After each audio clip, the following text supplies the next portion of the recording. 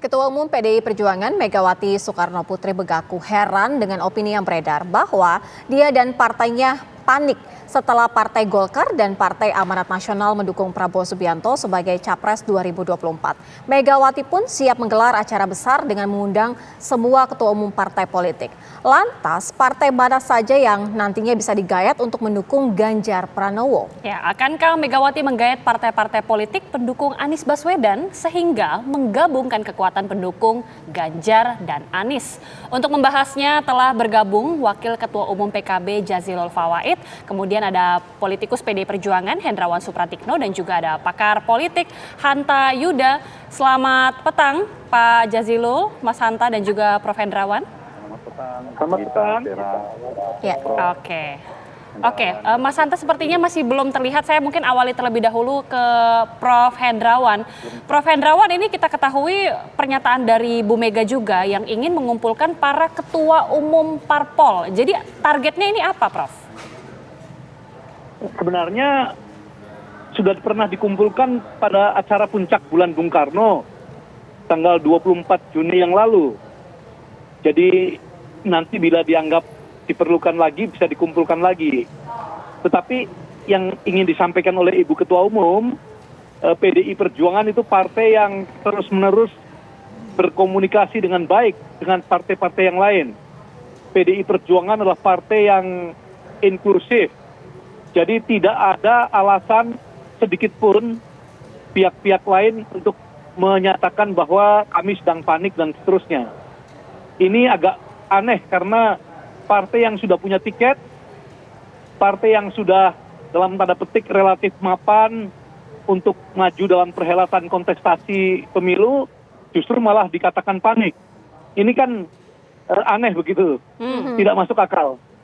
Iya, Prof Hendrawan, artinya kalau tidak panik tetapi ada tidak yang sebenarnya disasar untuk segera merapat ke PDI Perjuangan dari partai-partai politik lain ya?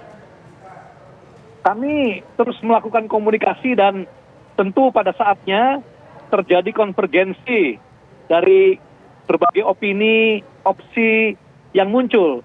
Jadi tentu pada waktunya akan kita bisa lihat akan terjadi konsolidasi pilihan-pilihan yang ada di partai politik sehingga kita akan melihat peta akhirnya.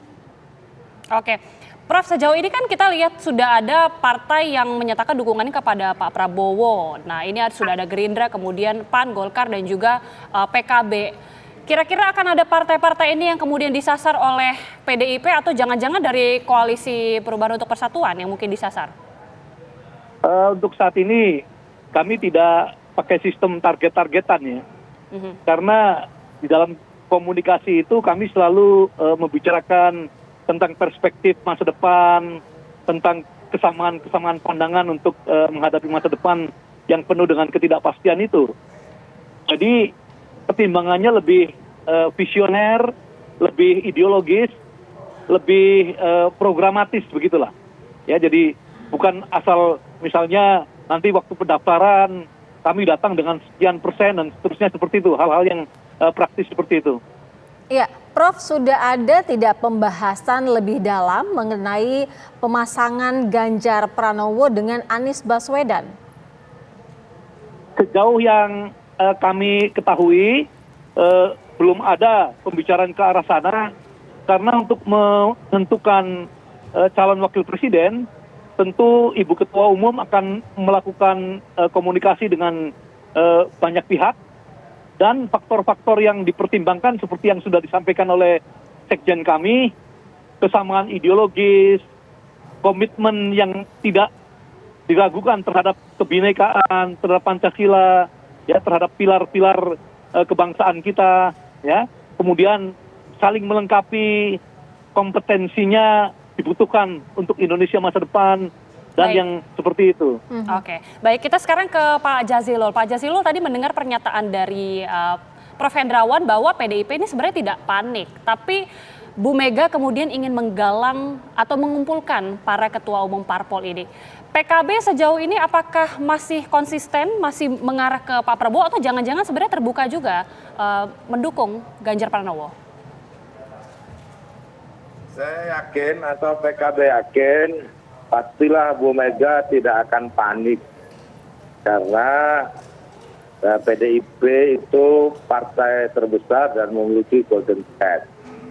Namun memang faktanya di dalam koalisi yang ada, yang sedang dinamikanya, memang koalisi dari PDIP dan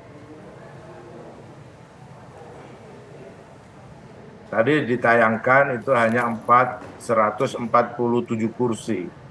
Artinya memang pastilah besar kecilnya komposisi kursi di koalisi itu belum tentu menjadi modal untuk keyakinan untuk menang. Namun kalau dilihat dari sisi komposisi kursi, koalisi yang dibangun bersama PKB, PAN, Gerindra, dan Golkar itu sudah 46%. Bahkan cukup untuk dibagi dua jadi dua koalisi lagi itu dari sisi jumlah kursinya.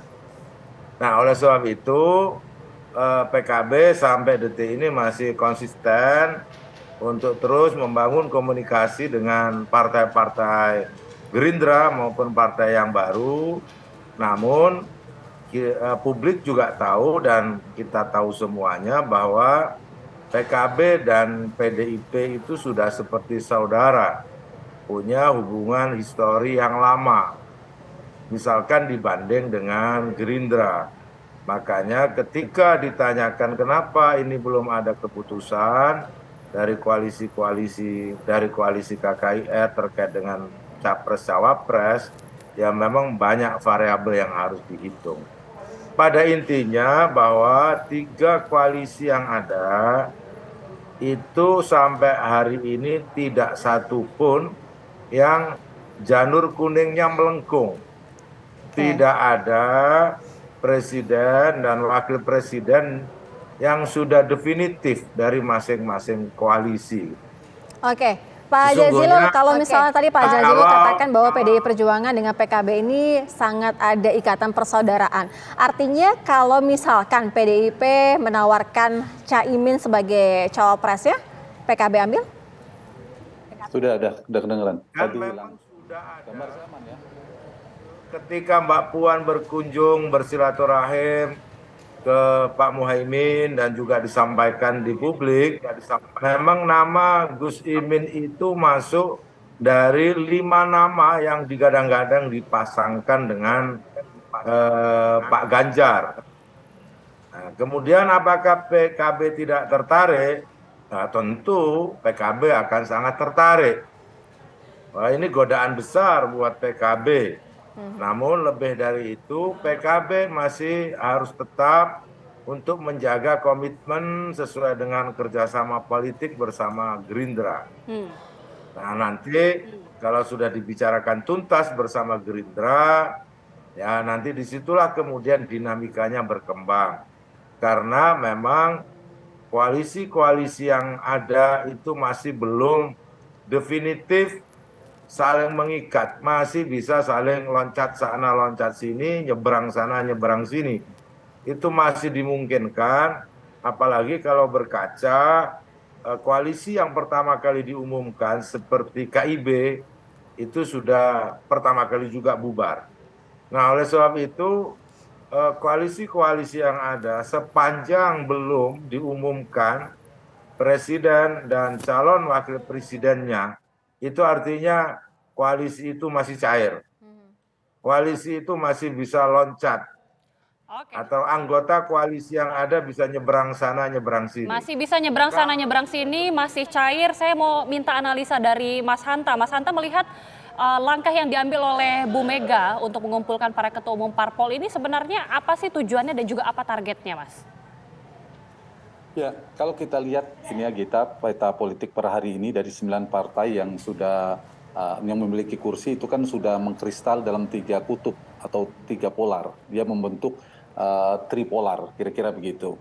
Nah, kalau misalnya kita menganalisa Ibu Mega dan PDIP akan membuat koalisi besar, katakanlah koalisi besar, ada 2 titik penting yang harus jadi catatan. Satu, siapa yang dianggap lawan atau kompetitor politik oleh PDI Perjuangan dan Ibu Mega.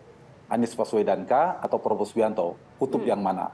Yang kedua adalah partai mana saja yang masih galau, yang masih mungkin labil dan bisa digoda untuk bergabung dari 9 partai di parlemen itu. Nah, kalau kita perhatikan jika PDIP misal menganggap Pak Prabowo sebagai lawan politik yang akan menjadi kompetitor di 2024 mendatang, maka arah yang harus pergerakan politik Pak Hendrawan dan PDI Perjuangan adalah bagaimana menggait atau melakukan komunikasi yang intensif dengan partai-partai di koalisi perubahan. Itu yang paling mungkin, dan kita lihat ada partai-partai di sana, misalnya Partai Nasdem yang paling mungkin karena pernah bersama, meskipun hubungan dengan PDI Perjuangan belakangan dingin, tapi mereka pernah bersama, masih mungkin. Kedua, Demokrat, meskipun ada problem komunikasi, tapi belakangan juga ada pertemuan Mas Ahy dan Mbak Puan. Baru terakhir PKS karena mungkin jarak ideologis dan belum pernah bersama. Yang kedua, jika Ibu Mega dan PDI Perjuangan menganggap Anies Baswedan lah yang akan menjadi lawan kompetitornya, maka pergerakannya mendekat ke koalisi-koalisi di dalam koalisinya Gus Jazilul, koalisinya Pak Prabowo.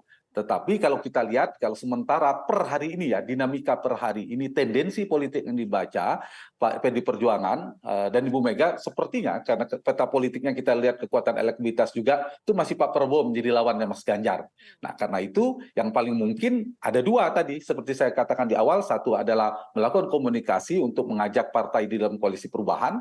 Kalau mengajak Nasdem itu satu paket, mungkin apakah mungkin harus ada nama Anies Baswedan, proposalnya Anies Baswedan dipertimbangkan untuk dipasangkan. Nah, ini masih panjang dinamikanya, apakah mungkin menjadi cawapres Aniesnya, berarti Anies harus meninggalkan PKS dan Demokrat dan seterusnya. Yang kedua, nah ini yang kedua, partai yang masih mungkin diajak di luar koalisi perubahan, berarti kan ada partainya Prabowo yang bisa digoda oleh PDI Perjuangan. Tadi Gus Jazilul juga sudah mengatakan sangat mungkin digoda kalau urutannya adalah PKB. Karena PKB tadi itu ada variabel mana yang bisa menawarkan Caimin sebagai cawapres, Gus Muhaimin sebagai cawapres dan seterusnya. Dan kita tahu memang PKB suka atau tidak suka oleh partai lain, ini memang paling strategis. Dia seksi, ibarat kendaraan mobil, kendaraannya seksi, lebih seksi dari sopirnya. Tetapi mungkin karena seksi kendaraannya, mobilnya, tapi otomatis meskipun sopirnya kurang menarik, tetap menarik karena dia memegang kendali setirnya, sopirnya. Jadi saya kira ini penting. Kenapa PKB menjadi penting, menjadi rebutan? Karena peta pilpres sekarang ini, baik Pak Prabowo dan Pak Ganjar, itu representasi kekuatan nasionalis. Dia perlu menggait kekuatan Islam, terutama yang besar itu kekuatan politik Islamis tradisionalis yang direpresentasikan oleh kekuatan NU. Dan PKB adalah salah satu partai yang dianggap paling merepresentasikan merepresentasikan NU, kekuatan NU, dan juga menjadikan representasi kekuatan Jawa Timur yang relatif kuat untuk mengimbangi PDI Perjuangan. Sehingga mereka menjadi penting untuk melihat PKB, baik Mas Ganjar maupun dari sisi Pak Prabowo. Nah, dinamika ini yang saya kira terus ya akan berkembang. Saya setuju dengan Gus Jazilul dan Pak Hendrawan, peta politik masih relatif dinamis.